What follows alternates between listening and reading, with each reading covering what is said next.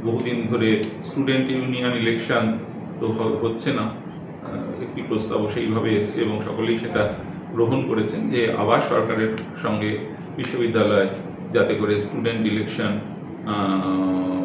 Union election করার ব্যাপারে কথাবার্তা চালান বা বিশ্ববিদ্যালয়ের যে স্ট্যাটিউট সেই স্ট্যাটিউট যাতে করে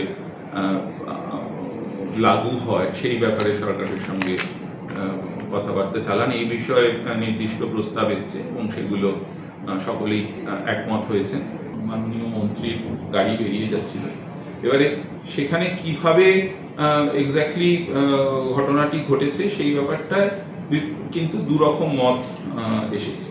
সুতরাং সেই ব্যাপারটা হয়তো এখনো পুরোটাই স্পষ্ট নয়, কিন্তু সেটা স্পষ্ট হয়তো হবে যদি আমরা এটা করতে পারি। বিভিন্ন রকম মতামত দিয়েছেন, তো সেটা যদি সেটার ব্যাপারে কোনো এনকোয়ারি হয় উপাচার্য সেই ব্যাপারটা ভেবে দেখবেন নিশ্চয়ই।